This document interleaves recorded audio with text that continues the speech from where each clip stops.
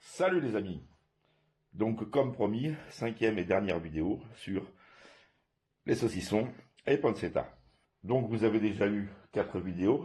Donc de la numéro 339 à la numéro 342, je vous explique la fabrication. Je vous avais dit, j'en ai au moins pour un bon mois de séchage. J'ai laissé plus longtemps, même presque trop longtemps. Bon, il faut savoir que moi j'aime bien dur. Alors j'avais fait 3 pancetta, dont une grosse, la plus grosse, fumée. Voilà ce qu'il en reste.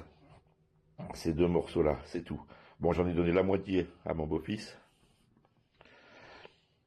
Vous voyez, elle est bien sèche. Alors ça, c'est extra. Alors là, elle est un peu trop dure pour la manger comme ça. Vous pouvez la faire tremper un peu si vous voulez.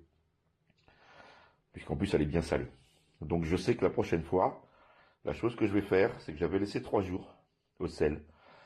Et je laisserai 2 jours et demi. Voilà la petite modif que je ferai personnellement. Maintenant, dans des plats de lentilles, pour faire des omelettes, vous coupez très fin en petits morceaux. Vous mettez ça dans des omelettes, dans des plats de pâtes, dans des sauces, et même à manger cru, avec un bon pain beurré, c'est succulent. Pour ce qui est des saucissons, alors les fumés, je les ai fait un peu trop fumés pour mon goût. J'avais laissé 3 heures, et vous voyez que dans mon fumoir, eh ben, ça fume grave parce qu'ils sont vraiment fumés. Qu'est-ce que je pourrais dire? Je les ai laissés sécher longtemps, parce que moi j'aime bien les saucissons très secs. Plus le goût est concentré, plus meilleur je les trouve, on va dire. Donc là, on va faire des coupes. On va ouvrir ces pancetta, là, voir un peu comment c'est dedans. On va couper. Alors ça, c'est les non fumés. Donc de là, 1, 2, 3, 4, 5, 6. Donc ça fait 8 non fumés, plus un qui est entamé, là. Et un autre, ça doit être, c'est un fumé qui est entamé. Bon, bah j'en ai mangé plusieurs déjà. Et puis j'en ai donné un petit peu aussi à mon beau-fils. On va commencer par couper les pancetta. Alors j'en ai une qui a l'air bien, qui est dure, qui est bien, on va dire. Et celle-ci, elle est molle. Elle est toute molle. Comme si elle n'avait pas séché. Alors là, ça va être la surprise. On va couper. Alors je vais faire un petit peu de place. Alors est-ce que c'est qu'elle est trop grasse celle-ci? Mais bon, j'avais pas de la viande terrible, hein, vous aviez vu. Allez, on va couper. Alors je vais couper par ici.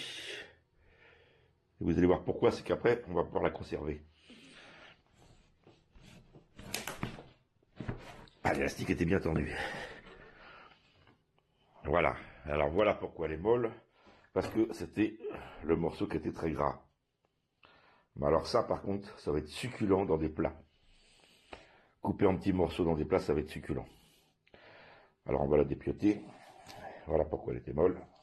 C'est logique, hein, le gras.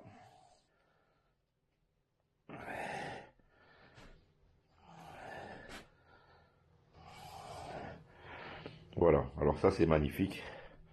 Puis alors là, je vous dis pas. Hein.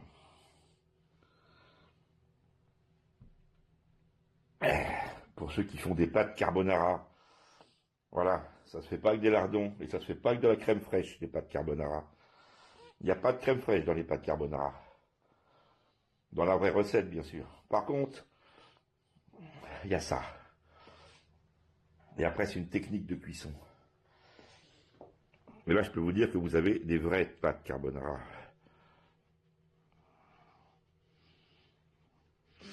Et alors, je vous dis pas l'odeur. Hein. C'est magnifique, ça. Alors, l'autre est plus ferme, ce qui est logique, parce qu'elle va contenir moins de gras.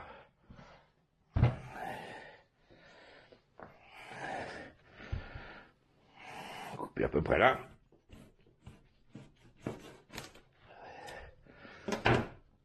Et voilà. Voilà la coupe que vous avez. Et ça va être redoutable aussi. Alors, on va les défaire. Je vais enlever mon petit linge de protection.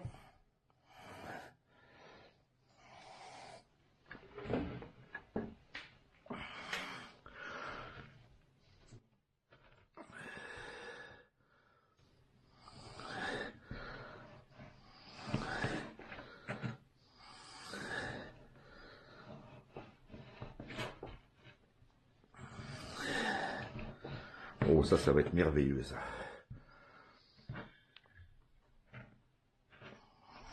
Ça va être merveilleux.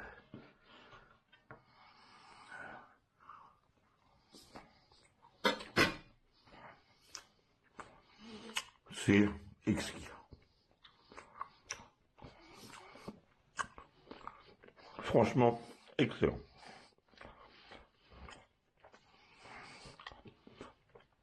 Elle est juste comme il faut. Elle est parfaite. On régale. On va attaquer les saucissons.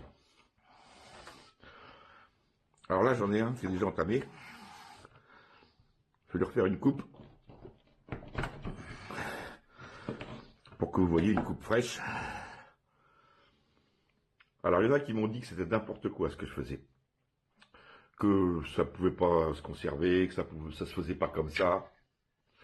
Mais je peux vous dire que vous pouvez y aller. C'est du extra. Alors très fort celui-ci parce que il est au poivre à l'extérieur. Et ça a très bien séché, hein, sans boyaux et tout, c'est parfait. Hein. Alors la prochaine fois, j'éviterai le poivre à l'extérieur sur les saucissons, parce que vraiment ça arrache fort. Et j'en remettrai par contre un peu plus à l'intérieur. Et je pense que sur les autres, je ferai pareil. Pour certains, on va dire. Là, je vais en goûter d'autres.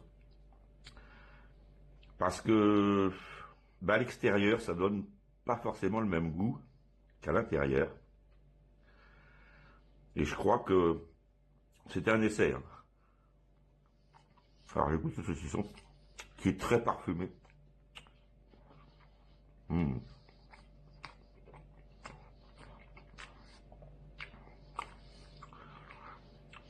C'est un vrai délice. Mais par contre, le poil extérieur, violent. Hein. Belle coupe aussi. Hein. Allez, on va essayer autre chose.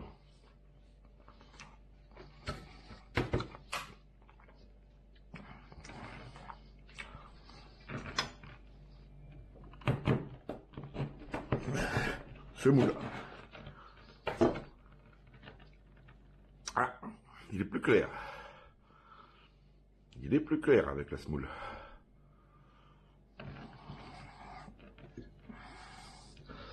Donc il va être beaucoup plus doux de toute façon. Parce que là, le poivre, je vous le dis, je le sens passer. Hein.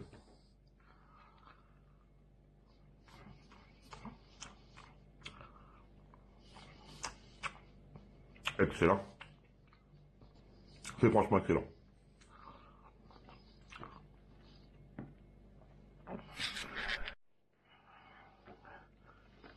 Petit pain grillé, beurre salé, pancetta. Je vous dis pas le goût du terroir.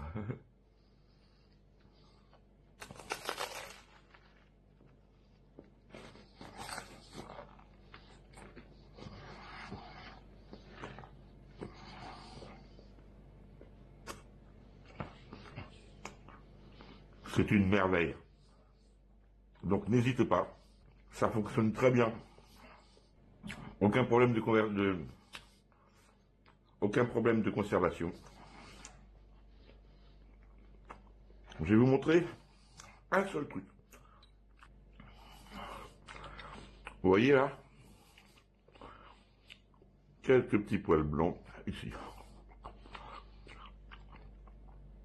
Ils sont sûrement consommables. Je les gratterai quand même, c'est tout. Puis je peux vous dire que ils sont durs, hein. Ils sont secs. Hein. Il n'y a pas de problème. Hein. Un seul mot à dire, délicieux. je vous montre tout de suite comment les conserver. Alors, parlons conservation. Pour la conservation, vous allez pouvoir conserver tout ça très longtemps, plus d'1 an, sans problème. Il faut faire simplement attention à une chose. Il va pas falloir que ça se dessèche plus, bien sûr. Là, c'est à point. Il va falloir stopper pour que ça reste tel que. Donc, vous prenez un bocal avec un joint hermétique, bien sûr. Ici, je vais mettre le morceau de pancetta que j'ai coupé. Là, je lui ai retiré le linge que j'avais mis autour. Vous voyez, elle est merveilleuse celle-ci. Et je le mets à l'intérieur. Vous voyez, ça loge juste. C'est pour ça que je l'avais coupé à cette longueur-là. Ensuite, vous allez prendre soit de la ouate ou j'en ai plus. Mais c'est pas grave. On va faire avec un petit bout de papier. Voilà. Vous allez mettre sur le côté. Vous allumez.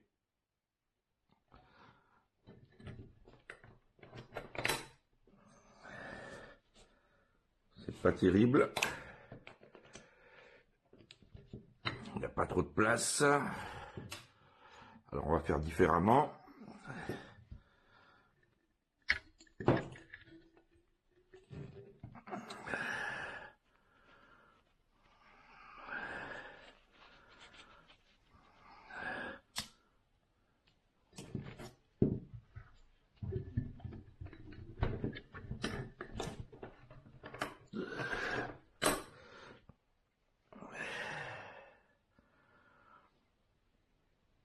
Bon, ça marche mieux avec de la ouate quand même. Bon, en fait, votre petit morceau de ouate que vous allez mettre dedans enflammé va brûler l'oxygène, il va s'éteindre. Et puis comme ça, étanche, vous allez les conserver très longtemps. Voilà, tout simplement. Donc là, je vais refaire avec autre chose de mieux que ça parce que ça n'a pas brûlé assez. Donc je suis sûr que ça n'a pas fait de vide. Ouais, un tout petit peu, mais c'était léger. Donc je vais refaire mieux que ça. Enfin, vous avez compris le système, c'est tout bête. Il faut bien qu'il soit étanche. C'est tout. Sur ce, je vous laisse. Et puis, pour les épicuriens, régalez-vous. Vous avez vraiment de quoi faire et des super plats. Là, vous allez vous exploser le palais. A plus les amis. Prochaine vidéo dans pas longtemps, bien sûr, comme d'habitude.